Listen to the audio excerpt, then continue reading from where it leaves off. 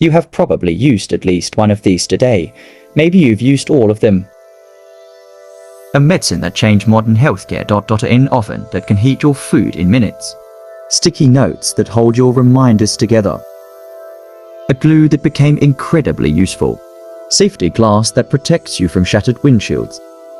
And a coating that keeps your eggs from sticking to the pan. Here's the strange part. None of them were supposed to exist. Not because they were impossible, because nobody was actually trying to create them. A moldy laboratory dish. A chocolate bar melting inside a man's pocket. A failed experiment. A glass flask that fell and somehow didn't shatter. A strange substance that scientists considered almost completely useless. These weren't carefully planned breakthroughs, they were mistakes, and yet, those mistakes went on to change the world. But here's where things get really interesting. One of these discoveries was considered so useless that its inventor spent years trying to give it away. Nobody wanted it.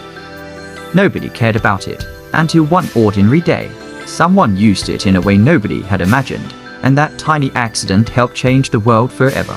10 mistakes, 10 accidental discoveries, and number 3 is one of the strangest stories of them all.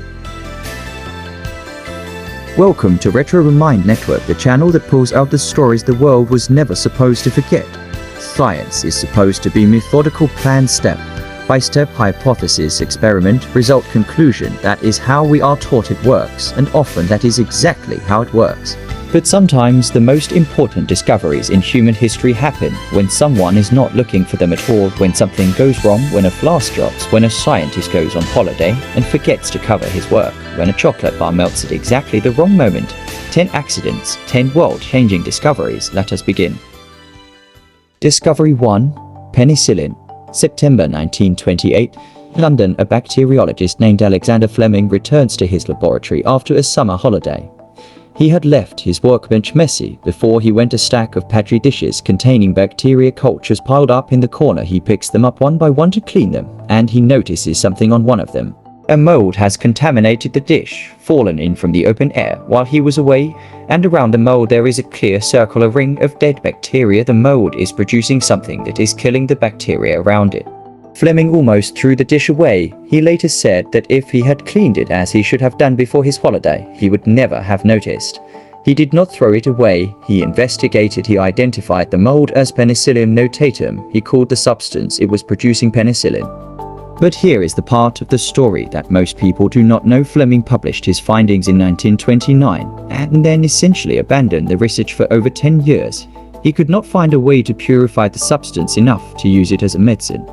He moved on. It was 2 other scientists, Howard Florey and Ernst Chain at Oxford University, who picked up Fleming's neglected paper in 1938 and turned penicillin into a medicine. They ran the first clinical trials in 1941. The first patient was a policeman dying of a blood infection. He began to recover immediately. The supply of penicillin ran out. He relapsed and died, but the principle was proven. By the D-Day landings in 1944, penicillin was being mass-produced by American pharmaceutical companies. Hundreds of thousands of soldiers who would have died from infected wounds in previous wars survived because of it. Over 200 million lives saved from a Petri dish that a scientist left uncovered before going on holiday. Discovery 2. The microwave oven. 1945. A Raytheon Corporation engineer named Percy Spencer is working with military radar equipment, specifically with a device called a magnetron, which generates microwave radiation for use in radar systems. He is standing in front of an active magnetron when he reaches into his pocket and discovers that the chocolate bar he was carrying has melted. His pocket was not warm, the room was not warm, the only thing near him was the magnetron. Spencer did not panic. He did not call his supervisor. He went to the canteen and got popcorn. He held the bag of unpopped corn in front of the magnetron. Within minutes, it began to pop. Popcorn flew across the laboratory. The next day, he tried an egg. The egg exploded in his colleague's face. Spencer understood immediately what was happening. The microwave radiation was heating the water molecules inside the food directly from the inside out, faster and more efficiently than any conventional oven. The first commercial microwave oven was released in 1947. It was 1.8 meters tall. It weighed 340 kilograms. It cost the equivalent of $56,000 in today's money. By the 1970s, compact versions were in homes around the world, all because a chocolate bar melted in a man's pocket. Discovery 3. Post-it notes. This is the one I promised you. 1968, a 3-meter scientist named Spencer Silver is working on developing a powerful new adhesive for use in aircraft construction. He needs something incredibly strong that will hold aircraft components together under extreme conditions. What he creates is the exact opposite, the weakest adhesive the company has ever seen. It sticks to surfaces, but can be peeled off cleanly, leaving no residue. It is reusable, it holds nothing permanently. Silver tries to interest his colleagues. He presents it at internal seminars. He tells anyone who will listen that this accidental creation has potential. He just does not know what, for nobody is interested. The adhesive is filed away. For 6 years, nothing happens. Then in 1974, a 3-meter colleague named Arthur Fry attends one of Spencer Silver's seminars about the useless adhesive. He goes home the following Sunday. He is singing in his church choir. He uses small paper bookmarks to mark the pages in his hymn book. They keep falling out, and he remembers the adhesive Silver had described. He contacts Silver. He applies the weak adhesive to small pieces of paper. He sticks them in his hymn book. They hold and peel off without tearing the page. He takes samples to his colleagues at 3 meters. He sticks a note to a report he sends to his supervisor with a question written on it. His supervisor peels it off and writes the answer on it and sticks it back. 3 meters launched post-it notes commercially in 1980. They are now sold in over 100 countries. The company produces approximately 50 billion post-it notes per year from an adhesive that was considered completely useless for 6 years, saved by a bookmark falling out of a hymn book. Discovery 4. X-rays. November 1895, W. Augsburg, Germany. A physicist named Wilhelm Röntgen is experimenting alone in his laboratory, working with cathode ray tubes. The windows are blacked out, the room is dark. He is running electricity through the tubes and observing the effects. He notices something impossible. A fluorescent screen on the other side of the room, several meters away, is glowing. It is not connected to his equipment. There is no reason for it to glow, but it is glowing. Röntgen investigates. He determines that his equipment is emitting some kind of radiation, a new kind that he has never encountered before, and that science has no name for. He calls it X-radiation, X for unknown. He spends 6 weeks alone in his laboratory, eating and sleeping there, working through the properties of this new radiation. He tells nobody. His wife later said she barely saw him for those 6 weeks. Then he calls her into the laboratory. He asks her to place her hand on a photographic plate. He exposes it to X-rays for 15 minutes. When the plate is developed, she sees the bones of her own hand, her wedding ring visible on the 4th finger, her flesh invisible. Anna Bertha Röntgen looked at the image and said, "I have seen my own death." Röntgen published his findings on December 28, 1895. Within weeks, physicians across Europe and America were using X-rays to examine broken bones and locate bullets inside patients. Within a year, the technology that is still the foundation of modern medical imaging had spread across the world from a glowing screen that had no business glowing. Discovery 5. Superglue. 19 for Second World War, a chemist named Harry Coover is working at Eastman Kodak, tasked with developing clear plastic gun sights for military rifles. He needs a material that is perfectly transparent and can be precision molded. He creates a compound called cyanoacrylate and immediately encounters a problem. It sticks to absolutely everything it touches, every surface, every container, every instrument. It is impossible to work with. It ruins equipment. It glues things together that he has no intention of gluing. Coover considers cyanoacrylate a failed experiment, a nuisance. He discards it and moves on to other materials. 9 years later, 1951, a different Eastman Kodak researcher named Fred Joyner is working on jet aircraft canopies. He is testing the refractive index of various materials, measuring how they bend light. He applies cyanoacrylate between 2 prisms of a refractometer to test it. The prisms are immediately and permanently bonded together. The refractometer is ruined. Joyner contacts Coover this time. Instead of discarding the substance, they recognize what they have: an adhesive of extraordinary strength that requires no heat, no mixing, no clamping. It bonds almost instantly on contact with moisture, including the natural moisture in human skin and surfaces. Superglue was patented in 1958 and released commercially during the Vietnam War. It was used by medics to seal battle wounds before patients could reach surgery. It saved lives on the battlefield before anyone had time to find bandages from a failed experiment that stuck to everything it should not have stuck to. Discovery 6. Safety glass. 1903 Paris, a French chemist named Edouard Benedictus is working in his laboratory when he accidentally knocks a glass flask off a shelf. The flask falls to the floor, it hits hard, it shatters. But it does not scatter, the broken pieces hold together. In the shape of the flask, the glass has cracked completely, but it has not fragmented, it has not sent shards flying across the laboratory. Benedictus picks it up, he examines it, he discovers that the flask had previously been used to hold cellulose nitrate, a type of liquid plastic. The liquid had evaporated, but it had left a thin, invisible coating on the interior of the glass, and that coating, when the glass broke, had held the pieces together.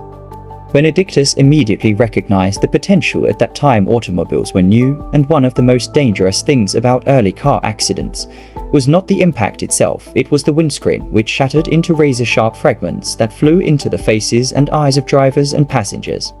Benedictus spent the next 24 hours without sleeping developing and patenting a process for creating laminated safety glass, 2 layers of glass bonded together with a plastic interlayer. When it breaks, it shatters into small rounded pieces that hold together, it does not scatter shards.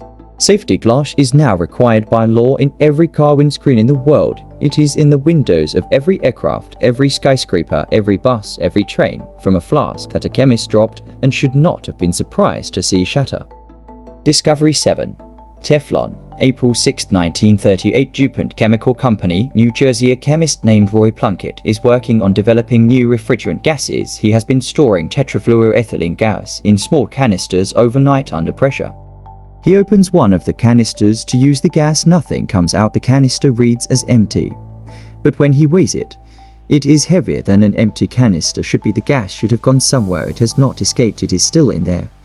Plunkett cuts the canister open. Instead of gas, he finds a white waxy solid coating the inside of the canister. The gas has polymerized overnight, transformed into a solid under the pressure and temperature conditions inside the canister. He tests the substance. It is extraordinarily slippery, more slippery than anything ever measured. No other substance sticks to it. No chemical corrodes it. It is stable at temperatures from -200 to +260 degrees Celsius. It is one of the most chemically inert substances ever discovered. Plunkett had no idea what to do with it.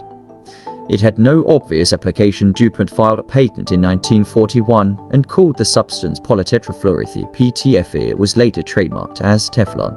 Its first major application was in the Manhattan Project, the development of the atomic bomb, where its chemical inertness made it invaluable for containing highly corrosive uranium processing materials.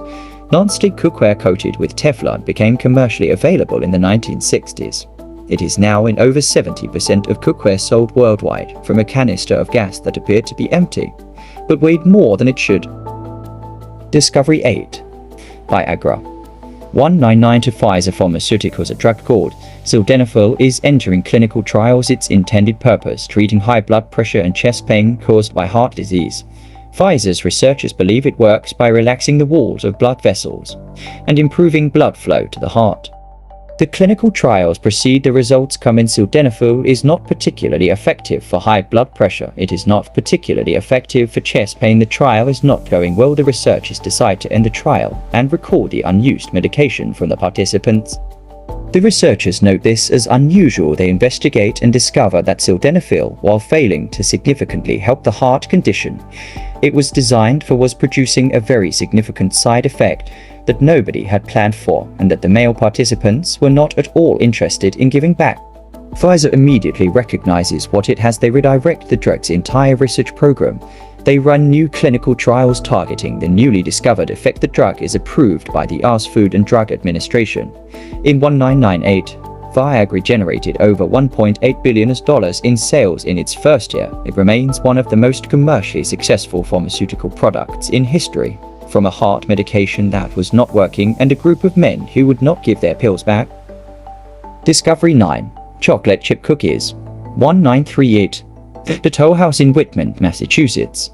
Ruth Wakefield is baking chocolate cookies for her guests. She reaches for her baker's chocolate, the type used for baking, which melts completely into the dough and gives the whole cookie a chocolate flavor. She has run out.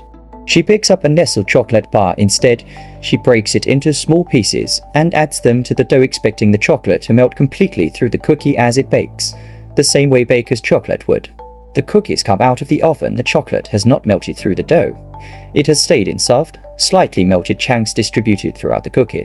Ruth Wakefield considers this a mistake, but she serves the cookies to her guests anyway. She does not want to waste them. Her guests love them. Word spreads. People start requesting the cookies by name. Toll House Cookies. The recipe is published in a Boston newspaper, then syndicated across America. Sales of Nestle chocolate bars in the region increase so dramatically that Nestle investigates why. Nestle contacts Ruth Wakefield. They agree to print her recipe on their chocolate bar packaging in exchange for a lifetime supply of chocolate for Wakefield. Nestle begins selling POE-school chocolate bars designed specifically for making cookies. The chocolate chip cookie is now the most popular cookie in the United States. Approximately 7 billion are consumed in America every year from a woman who ran out of the right chocolate and used the wrong kind instead. Discovery 10. Pompeii 1748. The Kingdom of Naples, southern Italy. A Spanish military engineer named Joaquin de Alcubierre is ordered to dig a canal to redirect water for irrigation purposes near the small town of Rosina. His workers begin digging a few meters down. They hit something solid. They dig around it. They find walls, floors, and mosaic painted surfaces in perfect condition. Pottery, coins, human remains. Alcubierre has no idea what he has found. He sends reports to the King of Naples, Charles III, who orders proper excavations to begin. What they have found is Pompeii, the ancient Roman city that was buried under 4 to 6 meters of volcanic ash and pumice when Mount Vesuvius erupted in 79 AD. 1,700 years of undisturbed, perfectly preserved Roman urban life waiting beneath a field in southern Italy. The excavation of Pompeii transformed our understanding of the ancient world. The city was so well preserved that archaeologists could read graffiti on the walls. They could find bread still in ovens. They could see exactly how an ordinary Roman city looked and functioned in the 1st century AD in extraordinary detail that no written historical source could have provided. Over 13,000 people are estimated to have died in Pompeii when Vesuvius erupted. Their plaster casts, made by pouring plaster into the hollow spaces left by decomposed bodies in the ash, are still there. The last position of every person the volcano caught, forever preserved. All discovered because a Spanish engineer was told to dig a canal in the wrong place. A mouldy Petri dish left uncovered before a holiday. A chocolate bar melted in a man's pocket. An adhesive so useless it sat in a filing cabinet for 6 years.